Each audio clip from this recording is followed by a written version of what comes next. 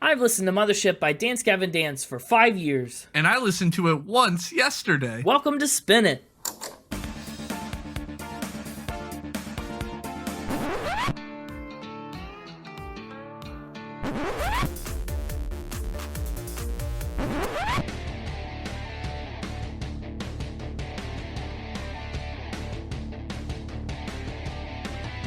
Hello, everybody, and welcome back to Spin It, the record ranking podcast for people who would rather be listening to music. I'm James, and with me is Connor.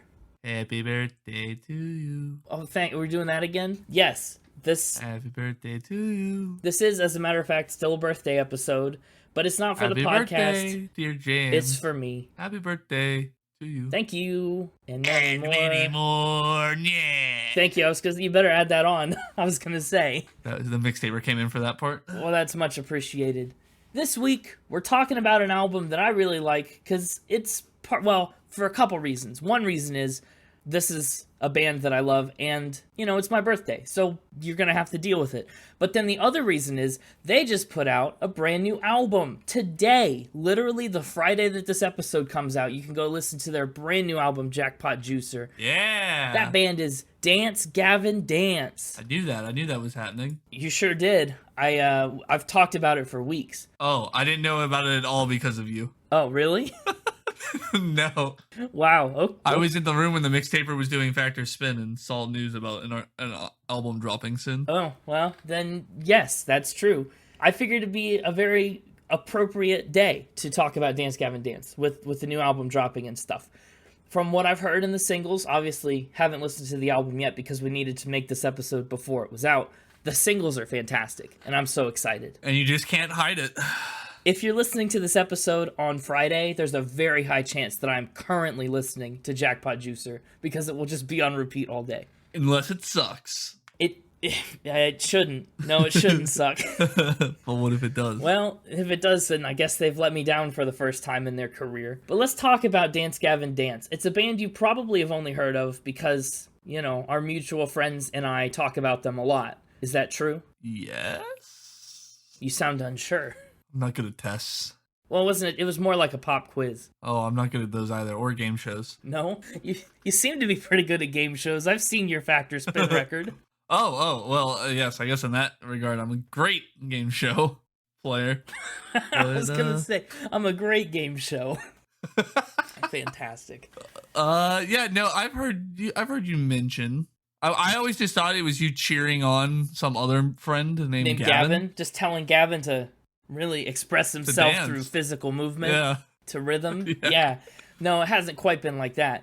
But I can teach you a little bit more about Dance Gavin Dance, so you can participate in the conversations with us now. Dance Gavin Dance formed in 2005 in Sacramento, California, and they've been with Rise Records for pretty much their entire career. Their current lineup includes founding guitarist Will Swan, founding drummer Matt Mingus, John Mess, who is the unclean vocalist, he screams. They've added Andrew Wells to the lineup, which is very exciting, and clean vocalist Tillian Pearson, but there have been some pretty well-substantiated accusations against him, and he stepped away from the band indefinitely. Even though he's still featured on Jackpot Juicer, by the way. That's still a thing that's happening. Oh, interesting. Well, they recorded the album long before any of these allegations came to light, and they wanted to put out the album anyway because it features their former bass player, longtime bassist Tim Furyk, who started playing bass with the band in 2009 and in 2010, and then again from 2012 up until 2022, when tragically he actually passed away earlier this year. Oh no! Yeah, it was really sad and totally unexpected.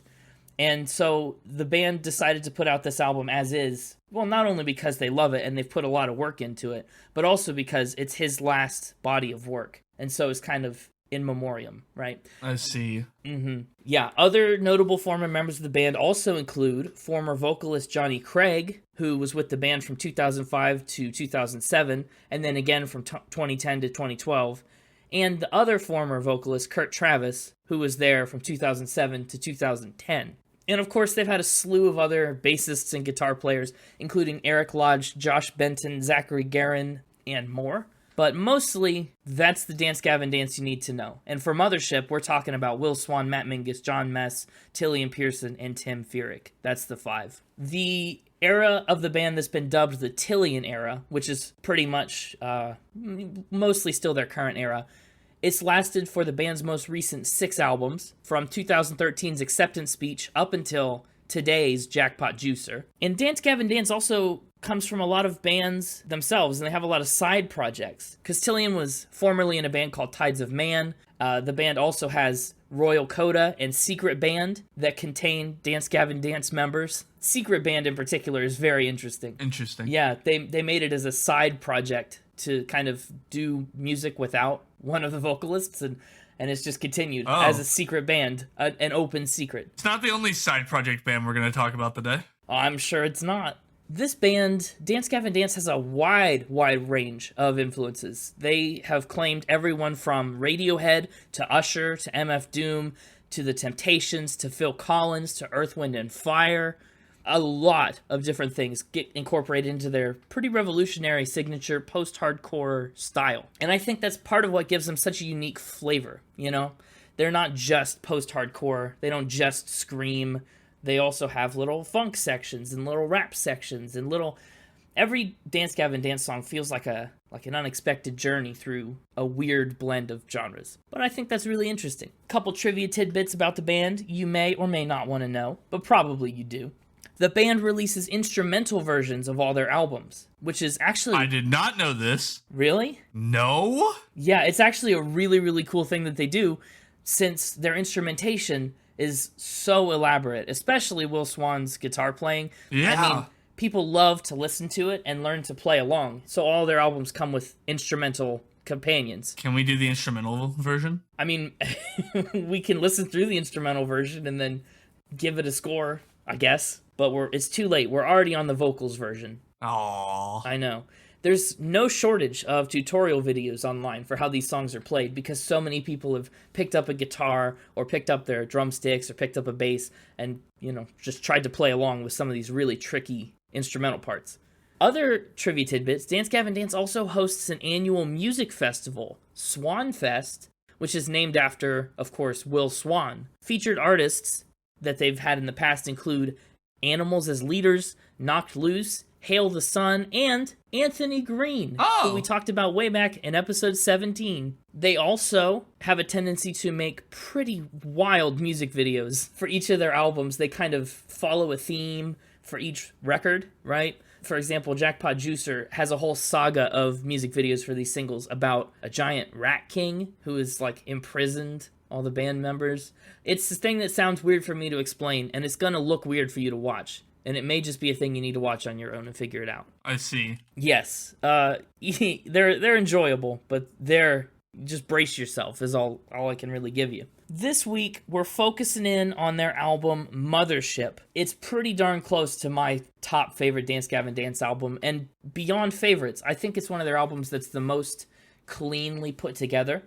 I think these songs mesh well in a way that some of the other albums just haven't quite been able to achieve. The album came out in 2016. I found it in 2017, so, I wasn't there at release, but I was there shortly after. It's post-hardcore is Dance Gavin Dance's technical genre. So take hardcore music, right, and then go past it. Go after it. That's post-hardcore. Oh, I thought it was never mind. That was just going to be the dumbest thing I've ever said. Oh, please. Well, now I have to know. I was going to try to make a joke about a post, like a fence post. Yeah, like a stick in the ground. Yeah, and how you shouldn't go past it. That's post. Oh.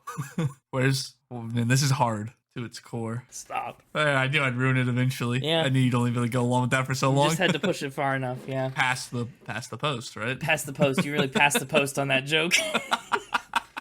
Mothership is Dance Gavin Dance's 7th overall studio album and their 3rd during the Tillian era. Lucky number 7. That's right. Lucky number 7. It was pretty lucky for them, actually. It was a huge seller. Sold over 19,000 copies in its first week, and it debuted at number 13 on the Billboard 200. Which, for an album like this, number 13 overall is a pretty strong debut. They recorded this album in just 2 months, and it features contributions from, like we mentioned, future member Andrew Wells of Idola, as well as members of Hail the Sun, Strawberry Girls, and Secret Band, if you can believe it. I can't. You can't. It's unbelievable. Unbelievable? You know what else is probably unbelievable? Every word that comes out of the mixtaper's mouth. Oh, are we there already? Yeah, it's Factor Spin time. We got here so fast. Well, I mean, there's a lot of album to talk about. Fair enough. And there's a lot of facts and or spins to talk about, so let's just get them on out here. It's true. Oh, I'm so excited to hear your thoughts on this album. And I think they're going to destroy me, but I want to hear them. Anyway. Hey, it's me, the mixtaper. Yo, mixtaper. Yo. How's it going? It's I'm living life. I'm living life. Learning how to make pumpernickel bread. One day at a time. From scratch. Nice. I bet your proficiency in bread making is rising. Really? I don't know if that deserved a drum hit. That was the yeast I could do. I was trying to be supportive. It's your birthday episode. I'm afraid I'm going to crush you. Oh, you think I'm going to get a good birthday crushing? One can only hope. Well, that one is not me. In fact, I kind of hope the opposite. Well, let's find out with my first fact. Yeah, hit me with that sweet, sweet fact. Will Swan owns a signed pair of drumsticks. I presume you're talking about drumsticks like little wooden sticks you use to hit drums and not like the ice cream that is chocolate-coated peanut rolled goodness. You went to ice cream versus, like, chicken. Oh, or chicken. I guess it could, you're right. It could be like chicken leg. What kind of drumsticks does Will own? The hit the drums kind. Well, okay, but which I guess now, you could do with any of those. You could hit the drums with all three. The wooden sticks. Okay. That you hit drums with if you are Josh. Well, Will Swan is a guitar player. I hear. If you are a drum player. I see. And so who are these sticks signed by? Anybody significant or just like his neighbor? Yeah, somebody very significant. Please, do tell. They're signed by Trey Cool. Oh, really? That's Trey Cool. Yeah. From Green Day. The drummer from Green Day. Yes. From Green Day, which we've done an episode on. Go check it out. It's a good one. Yep. That one's episode 51. Apparently, I giggle a lot. You giggle a lot? Is that what people have... I was told I giggle a lot in that episode. Oh. I'll have to listen to it again now. Because stop, you're giggling a lot in this one too. Oh no. Dial it back. It's an epidemic. They're gonna know I'm funny. A giggledemic. No, that one wasn't working. No. Oh. How'd he get these? He's not a drummer. Not that you have to be a drummer to get drumsticks. Bought them. Really? Where'd he buy them from? In an auction. Who was doing the auction? I don't know. Was it like, because, it could have been Green Day auctioning off all their stuff, or it could have just been some collector. I don't know. Said he bought them in an auction. How much did he pay for them? Ooh, I know we got a lot to talk about, so I won't make you guess that dollar amount this time. Oh, thank goodness. But do you have a guess? What? So it seems to me like you're still making me play the game. Okay, so were they used for anything significant, or are they just a pair of drumsticks that he signed? Did Trey Cool use them? Were they on... I do not have that information. Simply know that they are signed by Trey Cool. Well, that could drastically change the value of them. We'll say no. Nothing cool. Okay. I don't know how much that would even be worth. $400. Well, not bad. $650. Okay, that's pretty close. Yeah, all right. $650 for Trey Cool's drumsticks. How does he have them displayed? Do they just sit out? Does he have a case for them? Yeah, he has like a little stand for them. The best way I can describe it, it's gonna be a weird way to describe it, is like a katana display. Oh, yeah. Thing. Yeah. Where it's like there's one set in a little cradle, and then the other one behind it slightly elevated on another cradle, like you would with like a sword in a sheath. Swords, yeah. That makes good sense. Yeah. I think this is a fact. Come on with a fact. Yeah, that's a pretty cool piece of memorabilia, and with such wide influences, I mean, punk rock, snot rock is very obviously part of them, so I can believe that Will Swan, as a fan of music, probably has a signed pair of Trey Cool drumsticks. Let the crushing begin. Really? This is a spin. Really? Wow. Yeah. I made it up because I did see Will Swan talk about that he first got interested in pursuing music after seeing Green Day at a concert when he was 12 years old. Oh, so he is a Green Day fan. That's cool. Yeah. Just does not own Trey Cool signed drumsticks. Well, I mean, neither do I. Welcome to the Fair club, enough. Will Swan. Yeah. Well, I guess you've been in the club just as long as I have. So, All right, well, the crushing has begun. I'm feeling it a little bit. My next one for you. The band has their own scented candle. That's a cool fact. What's it smell like? It is lemon meringue Thai flavored. Lemon flavored? Scented, I guess. Mm-hmm. I guess that's the right word. I don't know what you're doing with candles, but I just wanted to double check. You don't eat them? No. So Lemon Meringue Thai, that's one of the band's bigger songs from way back in the day. So I gathered. Yes, and so it smells like a lemon meringue pie then, but a candle. I assume. Very interesting. Oh, this is believable. Darn it. Do they make it themselves? Like, who makes this candle? I don't know who makes it, but they sell it on their website alongside Strawberry's Revenge Hot Sauce. That is true. I know for a fact that Strawberry's Revenge Hot Sauce exists because I really contemplated buying it when they restocked. Oh, really? Yeah, I didn't, but I thought about it. Because, so Dance Gavin Dance likes to do a bunch of multi-album song sagas, right? There's the robot with the human hair that we'll talk about a little bit on this album, and then there's the Strawberry saga, which doesn't get a nod on this album, but it comes up other places. I see. It's like a recurring theme. I see. I wondered where they got that name from. Yes. Lemon Meringue Thai was a one-off, but they do make some interesting products, and it wouldn't surprise me. I think I'm going to say this is why would you say this would crush me? I think I'm going to say this is a spin. Wait, did I say this would crush? I guess I did say this is the next one that would crush you. Well, you did say the whole episode would crush me. And this fact doesn't feel very crushing if it's true. I just am hoping I can defeat you. Like, give you a crushing defeat. That's all. Uh-huh. But anyway, you're going with spin. I totally would believe this is real. I'm going with spin because this feels like a gimme. This feels like an easy fact if it's true. You didn't even ask that many questions. I had some good information that might have helped you. How long does the candle burn? Oh, well, that's a dumb question. Okay, see, so my questions are dumb. That's why I'm just moving along. It's a 3-wick candle for $25 available on their website. That's a lot of wicks. There's custom artwork on it done by the Downton Battle Mountain album cover art artist, Mattias Adolfsson. I mean, that makes sense to me because he does all of their art. Anyway, so spin. Locking in spin. I think this is a real thing, though. I really think this is a real thing. Last chance to change your mind. I can't change my mind. I don't know. You sure? Yes. All right, you lock it in. Say it. Say, I lock in spin. I'm locking in that this is a spin, even though I really think this candle exists. I'm trying to be nice. This is a spin. Your mind games. That was an intense psychological battle. It is indeed a spin. Wow, what a good lie. What a good lie. I did so much research for it, and then you just asked like 2 questions and locked in spin. I was like, no!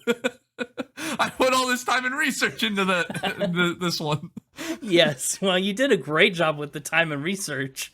That was a very thorough fact, and honestly, that doesn't exist. It should. It should. It really should. Dance Gavin Dance, if you're listening, we've got an idea for you. We have a lot of good ideas for the bands and artists we do. Well, we have a lot of ideas for the bands, yes. Yeah. Fair enough. My third supposedly true fact. Gotta stop the crush. Yeah, it can still be. It's not fatal, but it could still be. It's not fatal. Yeah. Still be really bad. It could be. Will Swan is also a trumpeter. I hate this fact. I hate what you just did. So. Why? Well, because the Trumpeter Swan that's one of the most famous types of swan. And so I am already automatically inclined to believe that this is just a pun on his name. Good, wonderful. Proceed with your questions. When did he start playing the trumpet? In high school. I see. And when did he stop playing the trumpet? If ever? If he is a trumpeter, that implies that he still plays. Yeah, still actually performs every once in a while as part of a trumpet quartet group. Really? What's this group called? The Bank. The Bank. Interesting. So why doesn't he put more trumpet into Dance Gavin Dance songs? Has he commented on that? If it's a thing that he does and does well enough to play in a band, I kind of would expect it to make its way into more DGD stuff. Yeah, he says it doesn't fit. Well, it may be true, but they try and fit a lot. I mean, they swing pretty wide. He says it's something that he keeps more to his personal side with music and says it doesn't really have a place in the Dance Gavin Dance sound. It may not. I guess that's fair. I cannot get past that this is just a Trumpeter Swan pun. True or not, that just feels fake. And so since this week is supposed to crush me, I kind of want to say it's a fact, even though I really don't think it's true. true. Well, what's your answer? Well, just like, so I thought the candle was a shoe-in for a real thing, and so I said spin, and I was right. This feels just so fake. This feels so contrived and forced even to say Will Swan is a trumpeter swan. But I have to say fact, because why else would this crush me? Because it's so blatantly a supposed fake fact. Because of the mind games, this is a spin! Okay, so I took the bait on that one, but I was right. You took the bait. I was right. I knew that if I made it sound so obviously false, you wouldn't be able to get past how fake it sounded. Well, I don't... Yeah, it was absolutely just a trumpeter swan pun. In fact, if you had asked what the names of the other members of the quartet, I had Isabel, Gabrielle, and Chantel, which is the name of the 3 swans from Looney Tunes. And then if you had asked about the performances, I had a whole bit about them performing at the Wilson Center's Saving South American Forest event, which South American forests are where the trumpeter swan is typically found. So I had a whole bunch of trumpeter swan related bits for this fact that we didn't even get to. No, I knew that was... I'm sorry that I said fact on that. Because I just tried to play to you. Be crushed. I tried to play to you and not to the fact, and I paid the price. Yep, and I need you to get caught up in that. Yep. I got one more bird-related fact for you, though. Great. We love a good bird fact. Yeah, we do a lot of bird facts on this show. We just did a bird fact last week. And a fish fact the week before that. Yeah, Matt taught a parrot to do screamo music. Interesting. Is it his parrot, or did he teach someone else's parrot to scream? That'd be pretty funny. That'd be pretty funny. No, it's his parrot. Interesting. What kind of music did he teach it? Any bands in particular? Screamo music. Well, yeah, okay. Original screamo songs. Oh, originals? Uh-huh. The parrot makes up screamo music. Well, the parrot doesn't make the music, but they get the parrot to sing original songs. Okay, so they teach it stuff they make up. Yeah. What kind of things have they taught it? Do you have any lyrics on hand that the parrot will just scream? Ooh. They put your brains into a parakeet. That's a lyric? Yeah, that's the only lyric on their song Molt Thrower. Wait, what? So you can find lyrics to the song. Has the parrot released music? Yes. The parrot is the frontman, or front bird maybe, of one of Matt's side bands called Hate Beak. Hate Beak? Uh-huh. Okay. It's supposed to be a play on... There used to be a hardcore metal band called Hate Breed, and so it's supposed to be a parody on that name. Mm-hmm. And so who plays with this parrot to release its music? Do they take it into the studio and have it scream into a microphone and they play tracks with it? Yeah. Wow. Does he drum for it? Yeah. Interesting. The band, I guess, has released 4 split albums and then 1 full album that came out in 2015. Oh, when was his latest release? Is this parrot still releasing songs? 2018, they did a split album with a group called Borgloo, called Birdhouse by the Cemetery. It's so morbid. I think this is mostly true. Mostly true? Oh, but what's the part that's going to make you say spin? I don't think this is Matt Mingus's parrot. I think this is just a parrot that screams, and you like that. Fair enough. So you're playing me again. Yes, I'm saying this is another spin. All right, for the 50-50 that keeps it from being a crushing defeat, locking in spin. Locking in spin. This fact is a spin. For the briefest second, I thought you were about to say it was a fact. I wanted to crush you and you wanted to crush me, and instead we just crushed the audience by giving them another 50-50. You're right. Well, at least you got a little crush. You got a little bit of crushing. Yeah. Listen, I'll take whatever crush I can get. Mixtaper doesn't get many crushes. No, I guess he wouldn't as a supervillain.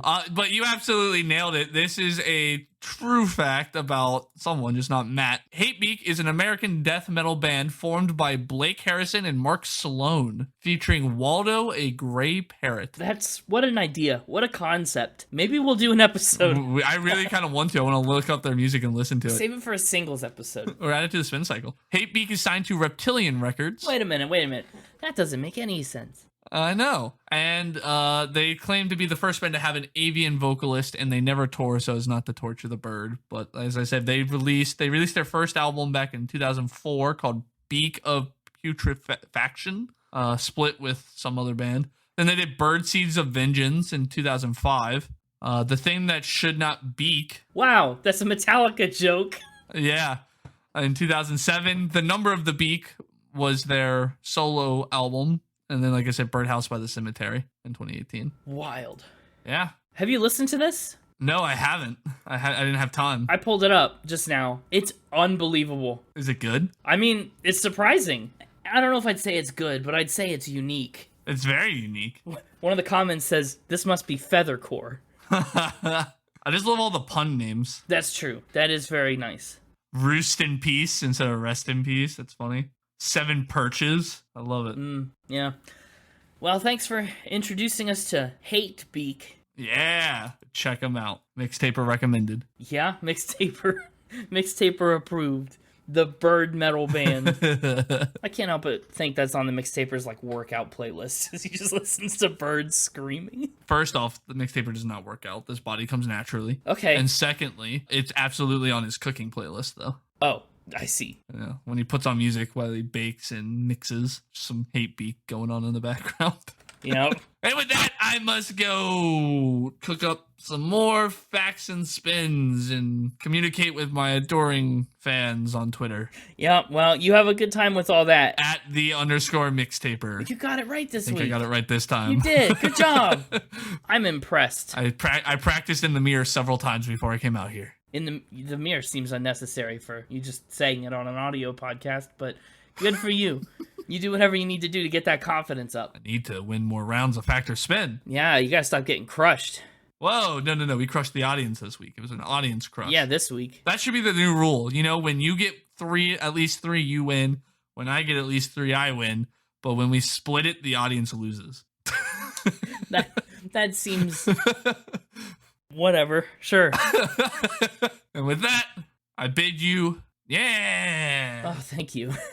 Welcome back, Connor. How are you doing? Pretty good, yeah. That fact and spin round did not go the way I thought it would go. I thought you would get the Centicandle one wrong and the Trumpeter one right. I flip-flopped. You flipped those. I did. I flipped, and I honestly shouldn't have missed either of them. But, you know, live and learn. I think it's time to live and learn about the album art. Oh, you want to learn about the album art? Yes. I agree. One of the most captivating and fascinating parts about every Dance Gavin Dance album is the artwork, because it's always super highly anticipated, and I don't think it really ever disappoints. As the Mixtaper kind of mentioned as part of his little candle spin, all of Dance Gavin Dance's album covers have been designed by Swedish artist Matthias Adolfsson, and they mostly have a lot of intricate little animals and creatures on them. The, Jackpot Juicer that comes out today features a bunch of fruit in a casino. It's very different. And this one features a lot of alien-type animals, and they all are in various poses and situations depending on the album or the single. They've been on cruise ships, they've been fighting in wars, they've been gambling and being aliens and just doing all the sorts of fun and wacky things. This album, Mothership, depicts the Mothership, which is that giant yellow infinity shape, right? It's a big spaceship and it's descending onto a pink planet, and the aliens are celebrating its arrival. I've always loved this particular album cover. I think it's honestly pretty perfect for the vibe of this album, especially in its color scheme, right? The pink and the yellow and the dark blue go so well together. I'll be honest, I didn't really know what kind of music Dance Gavin Dance was before listening to this. You didn't? No. If I had to guess, I would have guessed pop, just by the name. Okay, yeah, pop music is dancey, yeah. And Gavin-y. As Gavin-y as any other kind of music is. And definitely dancey again. Yeah, dancey a second time.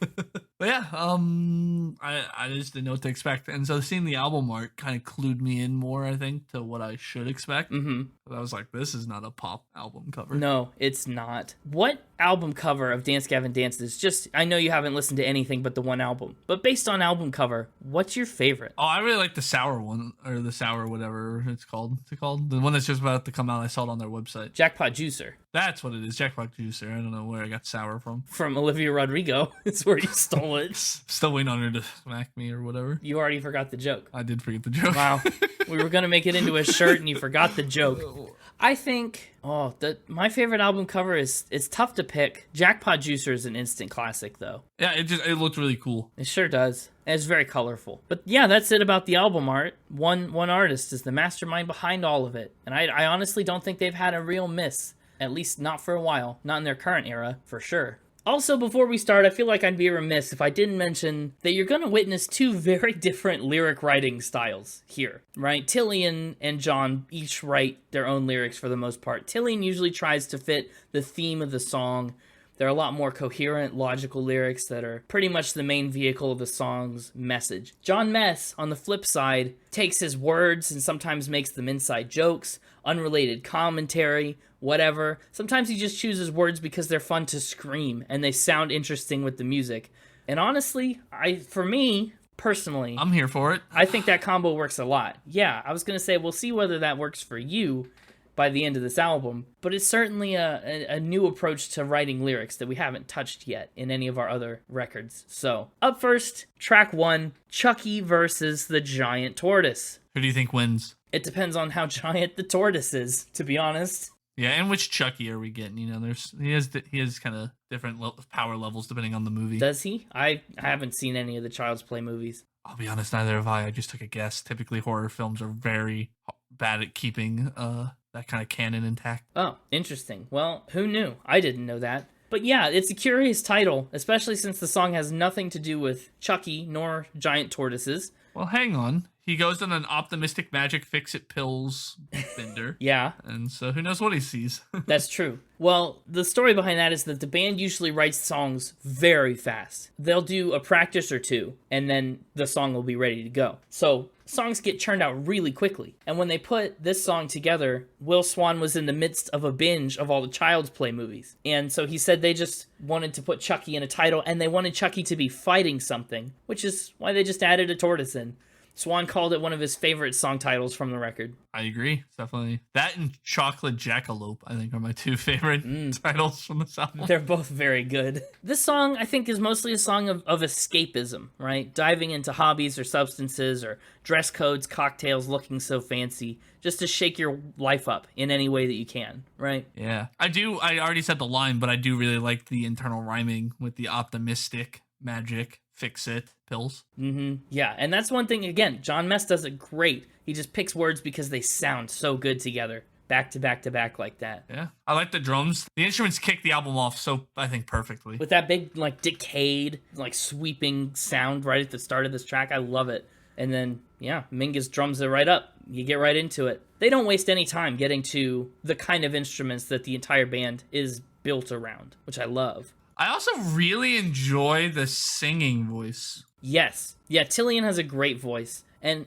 it's surprisingly good with this type of music. He also has, solo albums and other more not Dance Gavin Dance projects that he does, where he's a pop singer. Ah, so I wasn't too far off with pop. Not too far. It's got pop elements built in here for sure. But when I first heard him, I was like, oh, he'd sound great as a pop singer. And then I listened to some of his solo stuff, and I was like, oh, no, he's way better with Dance Gavin Dance. Yeah. Post-hardcore for him all the way. I love that pre-chorus so much. That don't let this moment go to waste. You don't know when the feeling can happen again.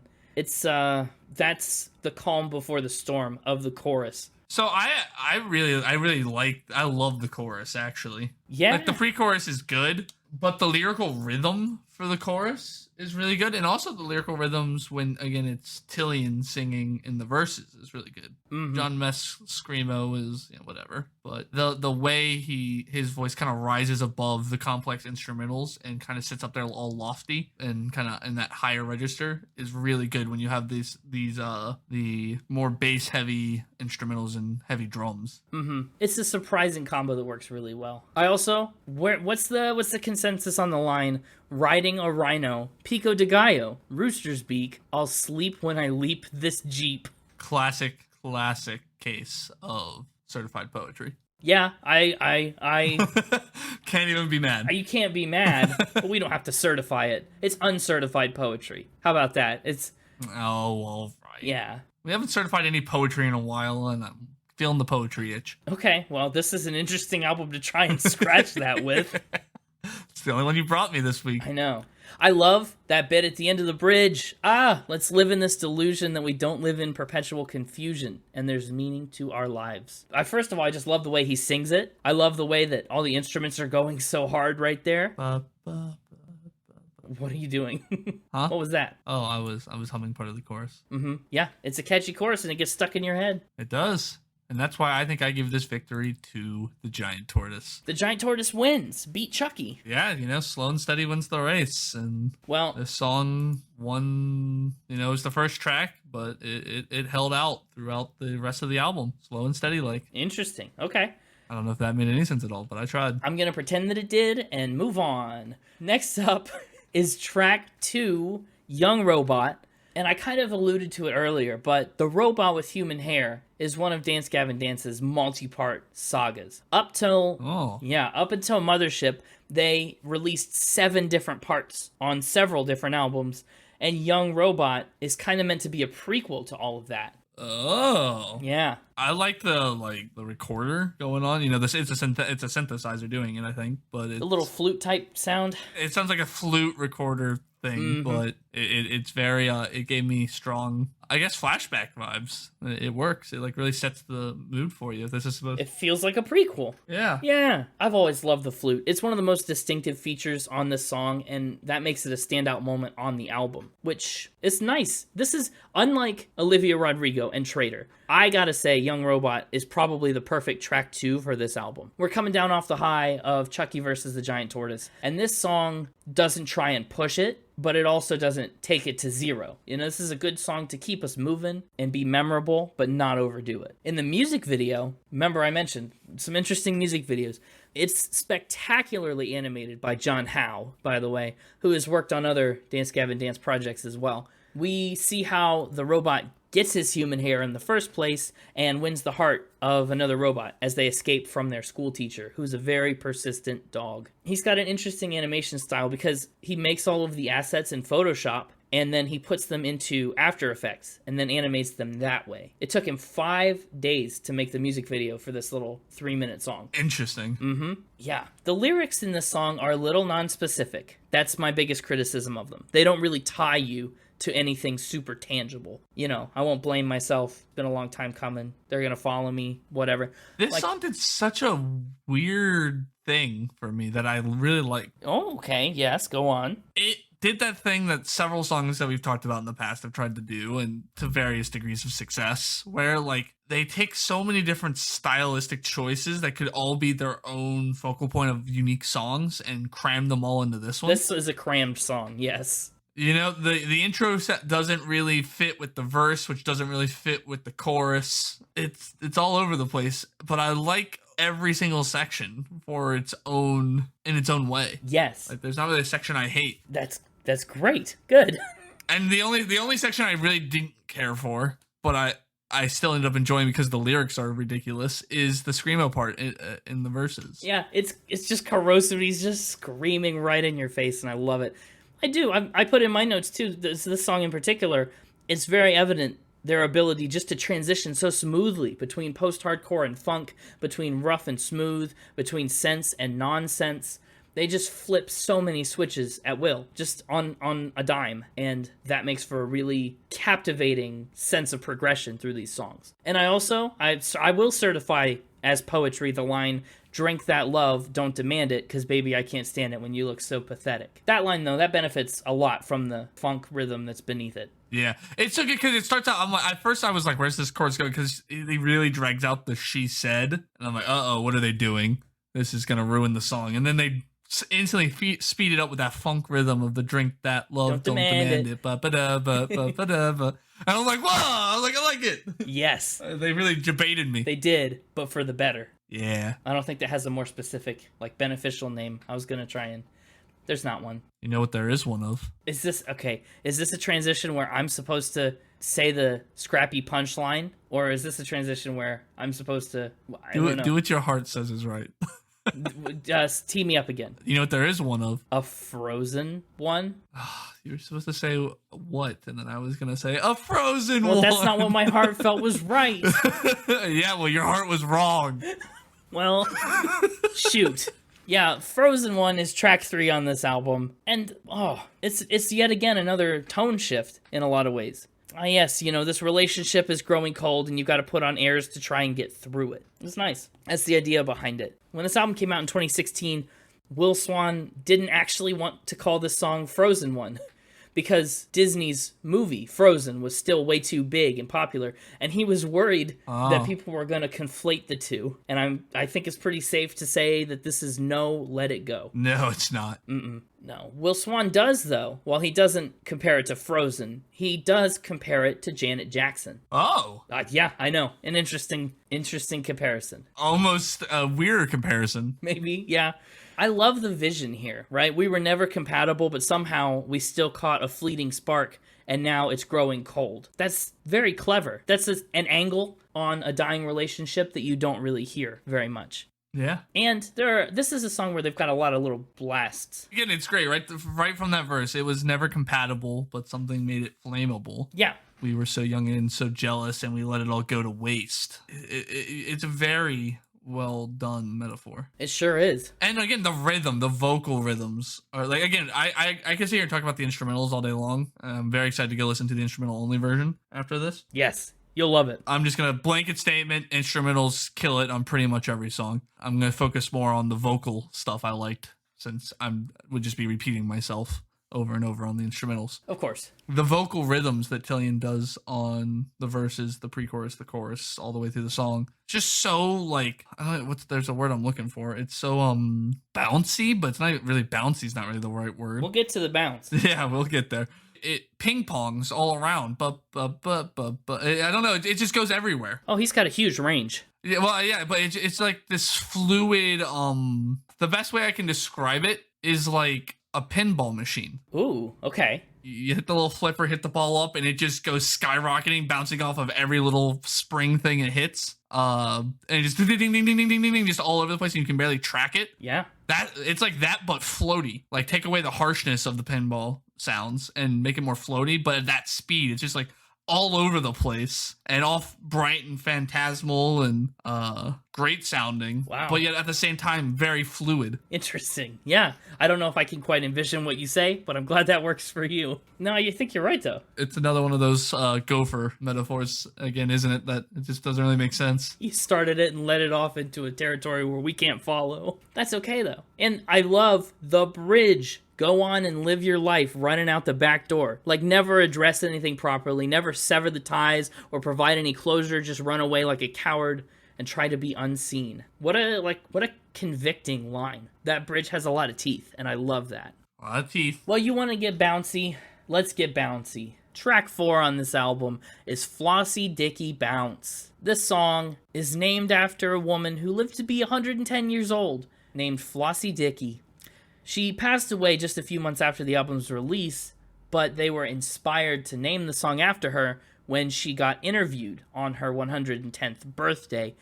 And it's a cringe fest. It's a cringe fest for the reporter for sure. Yeah. Did you watch it? Have you seen it? No. Oh, okay. This is your... I was just agreeing with you. So is that why they start the song off with Cocaine Cringe Fest? No, not in particular. It is a cringe fest. Maybe that's got something to do with it. But yeah, it's actually just a drug song. That's pretty much what it is. The lyrics talk all about the complications of being coked up, having overconfidence and oversharing some interpersonal troubles, other things like that. Let's see. That make this song not in any way related to a 110-year-old woman. I don't have much to say about the song itself. The song is the first song on the album that I didn't really... that was kind of a take it or leave it for me. Yeah, it would be on my lower tier of songs from this album.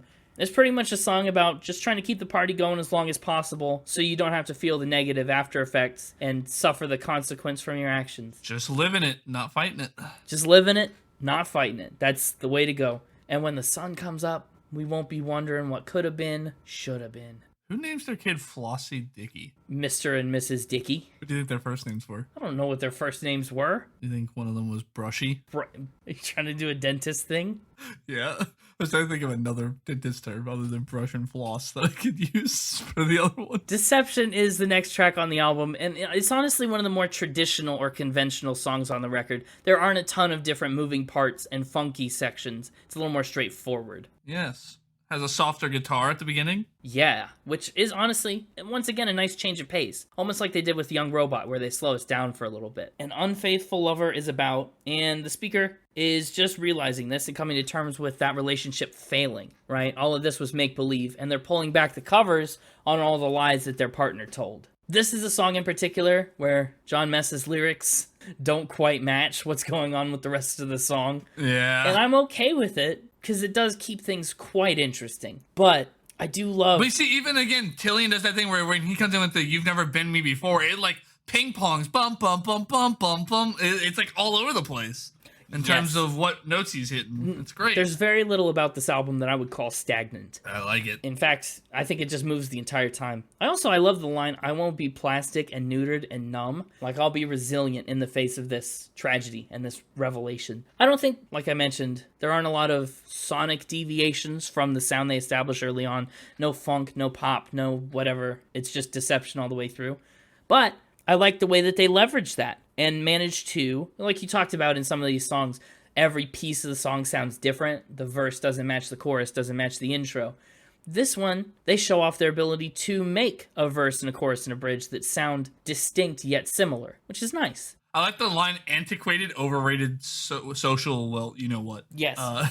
But again, the internal rhyme in the line, "antiquated, overrated." Good. That's great. And then I love right after that, we're doing the thing again, I love right after that the music. "I don't need you," where he goes up into the stratosphere. Beautiful. Yeah, he does. It's nice. Now, you at home, I'm taking this transition. I'll allow it. You at home have been listening to this podcast for 55 episodes now, probably. Maybe in a row. I don't know. And you may be wondering, hey, you have this mixtaper. How can I get my own mixtaper? And if you want some tips and tricks on how to get your own mixtaper, I suggest you pull up this next track, "Inspire the Liars." I don't get it. It was because the mixtaper is a liar. So if you wanted to... No, he's a spinner and a factor.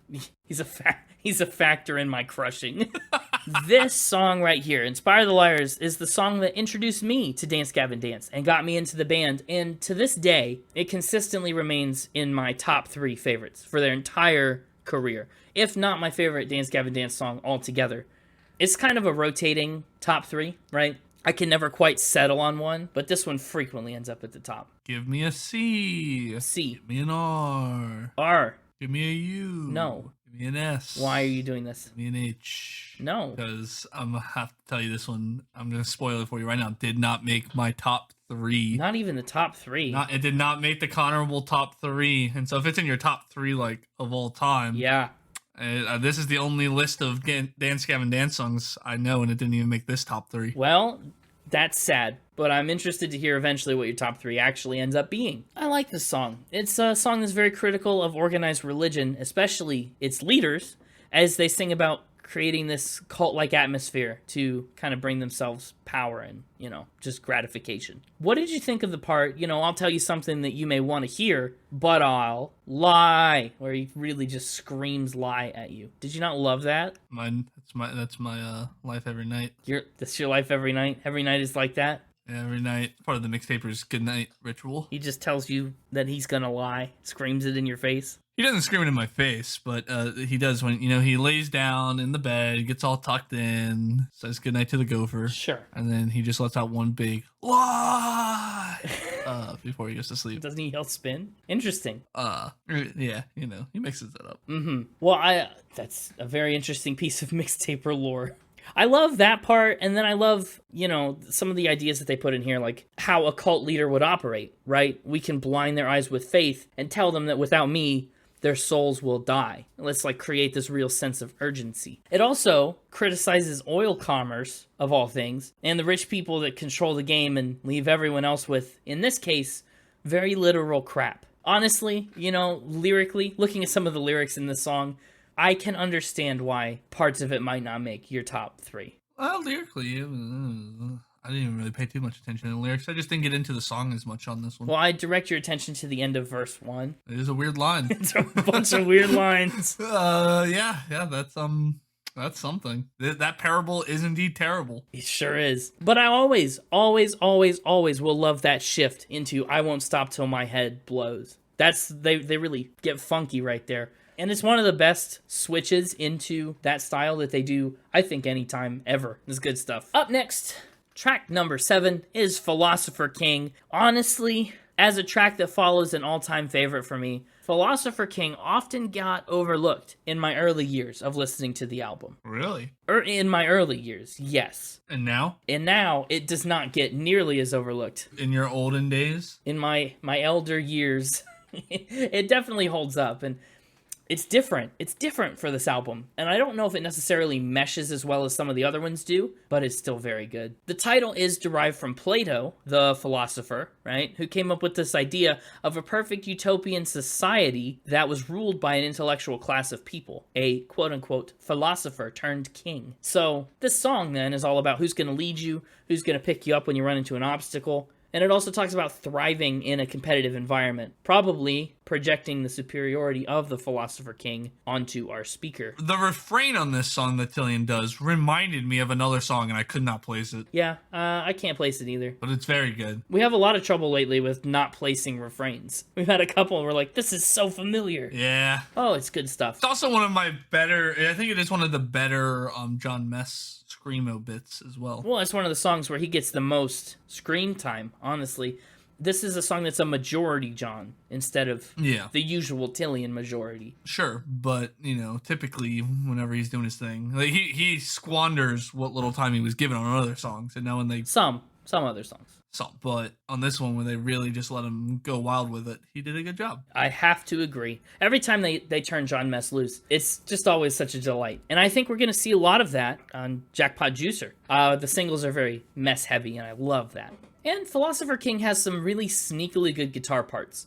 It's in the lower range most of the time, so it doesn't have the same, immediate wow factor as Chucky versus the Giant Tortoise or something, but there's definitely a lot of appeal here if you're willing to take the time and pick it apart. I like Philosopher King. It's good. I agree, but I don't think it's as good as Here Comes the Winner. I like Here Comes the Winner. It's another song about competition. Specifically, Will Swan said that it's meant to be a reference to The Voice and other similar reality competition shows where they canvass a large group of people to pick out, the best of the best, which is where we get lines like win the hearts of America with manufactured shine, right? Nobody wants you to be yourself. They want the fake tears, the sob story, the underdog, the one who has it all together. You have to project that if you want to be the winner. That's the idea of the song. It's kind of sarcastic, pretty backhanded. If I had decided to cash in one of those Connor extra picks that costs me in the future, this would have been the one I took. But I didn't do that. Well, it's not too late. No, I think I will not. Okay. The song goes through all that, and then we double back into this commentary about people who think that they're kind of above that facade, right? People who claim to be better than those clowns in their plastic faces and self-abasement, which is funny because it's like such an obvious critique of them, right? It's easy for us as the audience to see how that's, just perpetuating the same thing, being the winner for yourself, projecting this image, but the dramatic irony is lost on the speaker, which is nice. And I love everything about Moments Together. Sell them well. The lyric, the singing, the power behind that gets me every time. Moving right along, track number 9, Exposed. Oh, get exposed. We're exposing track number 9. We're exposing Exposed. Yes. It's a song about, predictably, vulnerability. Our speaker is totally emotionally exposed to his partner and feeling afraid because of it. But I know you know that what we've got's no joke. Like, if you take this seriously and you love and support me in spite of all the things that I've opened up to you about, I've exposed to you all the secrets I shared, then we'll make it through. This is kind of their take on a ballad. It's as close as you get, yes. It's a hard rock ballad shell. And there's honestly, there's not really any John Mess on this song, which makes it stand out and stand alone on the record in that regard. I don't know if the song is worse off. I'm the ballad guy, but I didn't really get into this one. Well, it's again, not a ballad in the traditional sense. No, but I do my best to use anything that sounds remotely ballady as an excuse to get into it. That's true. I'm actually a little surprised, but I'm honestly pretty happy that you liked some of the other songs better than this. Yeah. This is like a softball track from the album, I think. If you don't like post-hardcore music and I have to show you a song from this album, I'm probably starting with Exposed. Fair enough. Yeah. Although if I didn't start with Exposed, I could conceivably start with Betrayed by the Game. We've got a little 2-song dip here. Like Here Comes the Winner is big and heavy-handed, and Exposed and Betrayed by the Game back it off a lot in terms of just the overall just polish of the sound. These are a lot more polished songs. And to that point too, I usually also group it in with Deception because it tells a pretty full story. And again, it leans heavier on the clean vocals. It's really melodic and a lot smoother than most of the rest of the record. As for the title, Will Swan says, Betrayed by the Game is another one I named. I just thought the song was sad, so I wanted to make a thug sad title, and it stuck. And he wasn't sure it was going to get on the record, but it did. He said he got a lot of his little joke titles through onto the final cut of the record. Fair enough. Mm-hmm. Good for him. I know. That's another thing I like about this album is it seems to be one that the band particularly enjoyed creating in every facet, which honestly makes it so much more fun to listen to. Betrayed by the Game is about the fallout after a hard breakup. There's more vulnerability, this feeling hollow. We got so high we couldn't see the bottom. Everything kind of falls apart all at once. And they use the metaphor of this car crash to illustrate that, which I just really have always loved. I crashed my car and it got me thinking of you. Like in this destruction and the twisted metal and the, fear and the pain and the hurt. And in the aftermath, it reminded me of you because that was the way our relationship went down. They pair that literal line that Tilian has with John's more metaphorical fly your soul through the windshield. And I think that pretty much sums up the song, honestly, in those two little lines. Yeah. Betrayed by the Game. What game could never betray you? What game do you think could never betray you? Factor Spin. Oh, I sometimes get betrayed by Factor Spin. Or you get betrayed by yourself while playing Factor Spin. Deep. That's a deep question. Honestly, it's hard to say. Was it? Mm-hmm. Factor Spin is full of a lot of animal facts, though. That's one thing about it. So this next song often makes me think of Factor Spin. And the next song is Petting Zoo Justice. Petting Zoo Justice is just chaos. You think this was in relation to the Beach Boys getting kicked out of the zoo? Kicked out of the zoo? Oh, I don't know. Yeah, this is the justice for that.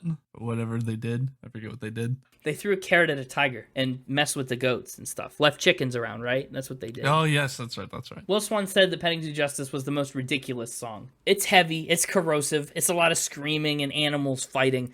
I have to ask, which animal in this song do you think wins the entire fight? Where are you placing your bet? He names a lot of animals. I'm gonna go with the gray duck's kind of like the gray parrot we talked about. That's true. I don't know if the gray parrot could win in a fight. It screams. Can I choose the giant tortoise from song 1? Oh, you want to take the giant tortoise into the petting zoo? Yeah, we'll clean up that petting zoo fight ring, all right?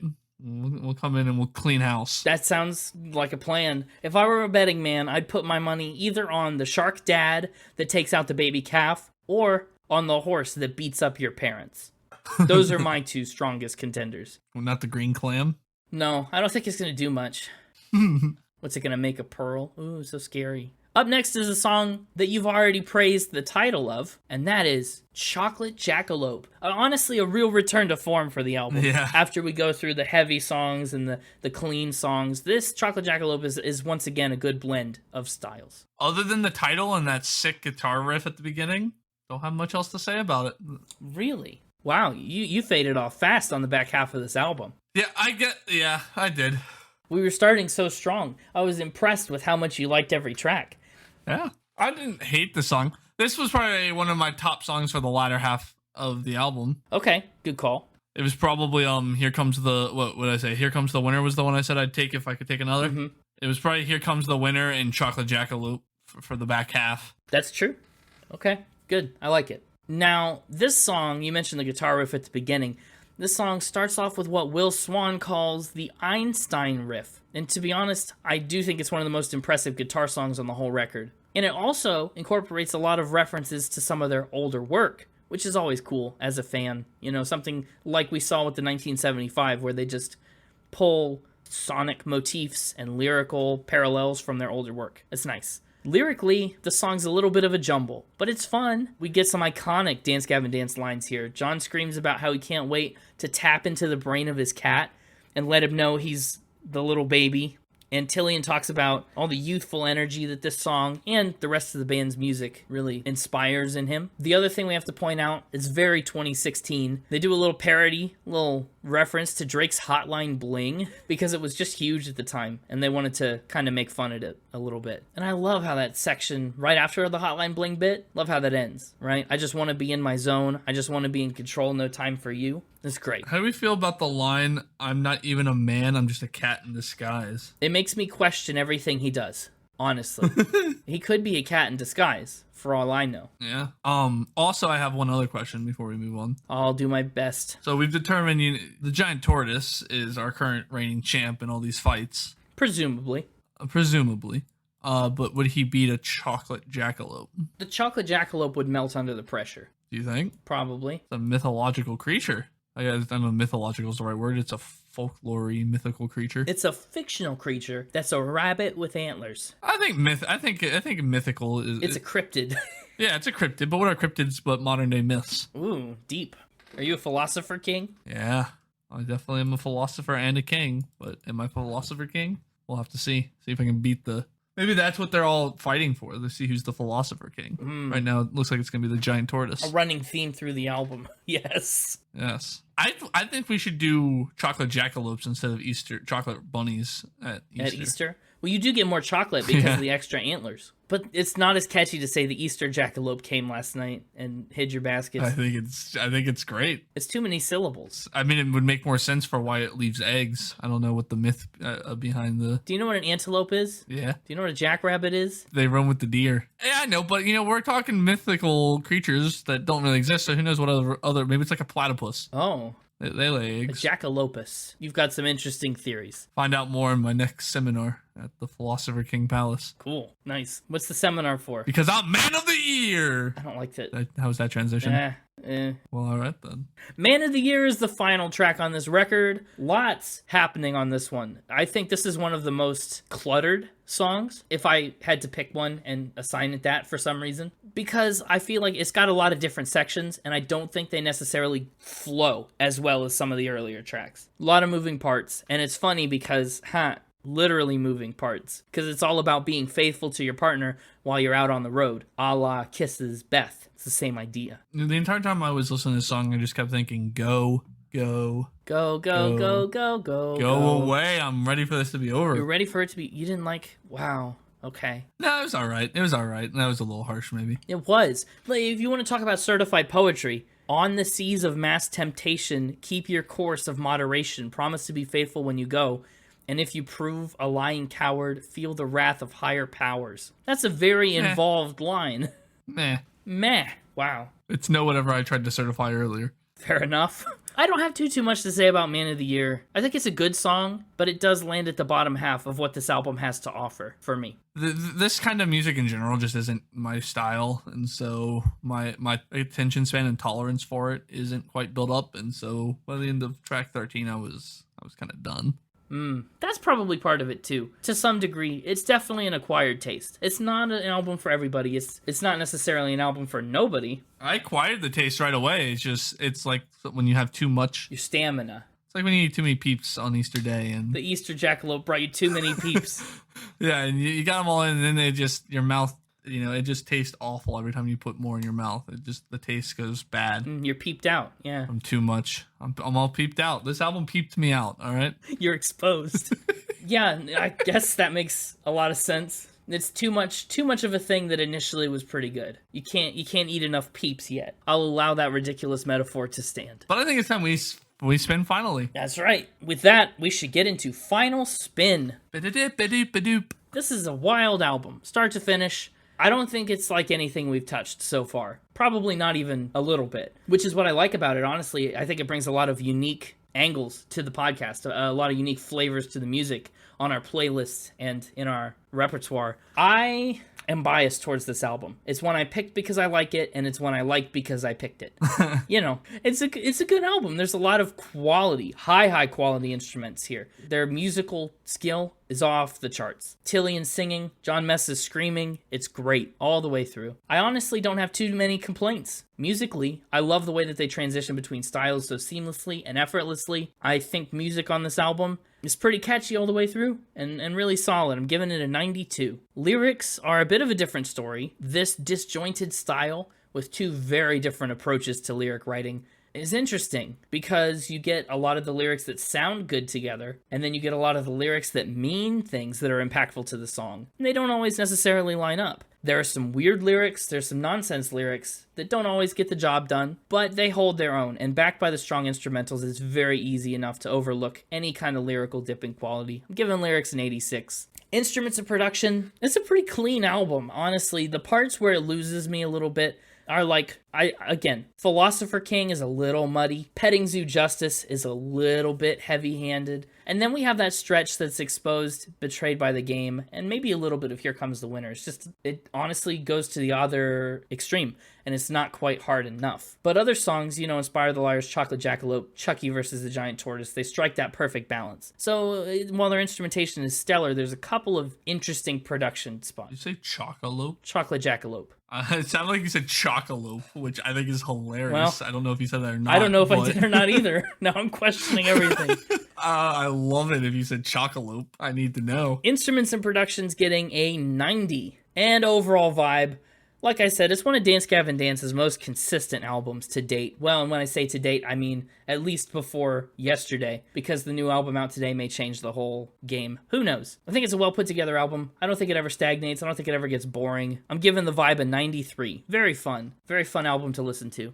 Overall, that gives this record a score of 91.2 and puts it at a respectable number 58 on the list. Another one that's in your top 100, even though mine are not. It is another one up there in the top 100. Hit me with those top 3. My top 3 in album order. Woo! Chucky versus the Giant Tortoise. Nice. Classic pick. Young Robot. Oh, chronological. Honorable mention, Frozen One. Oh, we're staying, wow. And the final top 3 pick, Philosopher King. Okay, we did a jump there. Wow, Philosopher King's not one I ever would have considered for my own top 3. But I like that. I really liked it. I like the album a lot. Like I said, the music was phenomenal. I'm very excited to go listen to the instrumental only version. You're gonna love you're gonna love it so much. All their instrumentals for every album, honestly, are just as good as this. Yeah, the lyrics were silly a lot. But I didn't really care too much. Overall, it was a fun album to listen to. It's a fun genre of music to kind of be more exposed to. And so, for your birthday pick, I'm giving Mothership by Dance Gavin Dance 6 out of 10. 6. Okay, I see. Let me do a little thought experiment. What if we lopped off everything after Philosopher King? Where do the first 7 tracks go?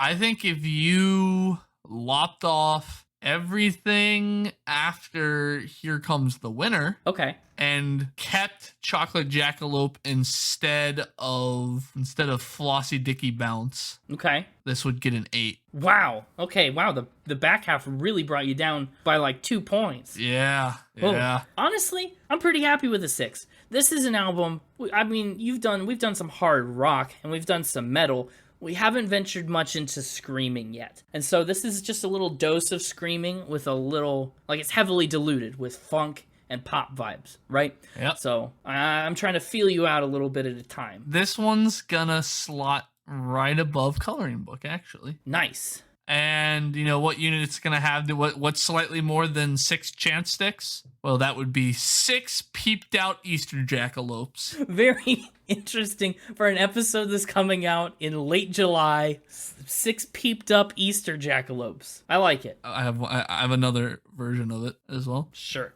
It's 6 peeped out Philosopher tortoises. Oh, I almost like that better. He's the king and he's peeped out. Peeped out king. Just a peeped out king ruling over his kingdom. My unit could alternatively be 6 peeped out kings, and then only people who listen to the episode know that the king is a philosopher tortoise. Oh, that's involved. Peeped out kings. That's a snappy unit, honestly. That one rolls right off the tongue. I like it. That's what we're going to do.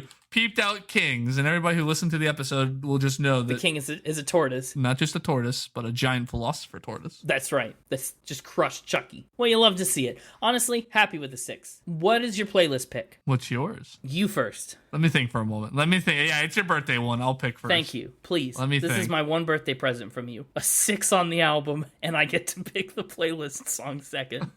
It's either Young Robot or Philosopher King. I know which one of those 2 I would take. Yeah. I don't know which one of those 2 you would take. Of those 2, I would take Young Robot, probably. But Philosopher King does present a different side to this album. Yeah, but I do think Young Robot's probably the better choice.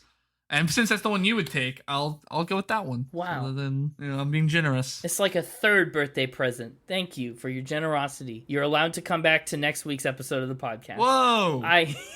I'll repay your kindness with kindness. I so want to take Inspire the Liars. But I love Inspire the Liars a lot. But it's one of my favorites, but I can acknowledge that it's probably not for everyone. So I'm going to pivot, and I'll take Chucky versus the Giant Tortoise. The king! We'll take tracks 1 and 2 off this album, even though Chocolate Jackalope was also a strong contender for me. I had a top 3 for the playlist, at least. Well, that's going to do it for this episode of Spin It. We're taking the Mothership. We're flying away for a week, and then we're coming back next week with a listener pick episode, another album that you, the writing department, recommended to the A&R department when they pick music. That's right. I'm getting the departments all mixed up. It's hard. We need a department head. We need a department. Sole job is to organize and maintain our departments. Yeah, to organize the departments. I like it. Well, we'll see you next week with that special pick. If you've recommended an album to us, keep an ear out. Who knows? It could be yours. And until then, have a fantastic week. Check out Jackpot Juicer wherever albums are, I guess. Not sponsored, unless they want to. Hey, Dance Gavin Dance, if you want to sponsor us, we'll say Jackpot Juicer another couple times. But go listen to it. I'm excited. Say 2 times fast. And again, I'm going to be listening to that album on repeat for a long, long time. Anyway, we'll see you soon. Have a great week. Have a great... Oh my goodness, it's going to be August. And keep spinning. Keep spinning. Sorry if I seemed a little distracted during that. I was listening to Hate Beak. You had Hate Beak on the whole time? Did you record this whole episode with a parrot screaming in your ear? Perhaps. A 21-year-old African gray parrot named Waldo. Where's Waldo? In my ears. I don't even know if you're joking or not. That's how you operate. Is that could totally be 100% real. And I'd have no idea. Waldo makes my ears smile.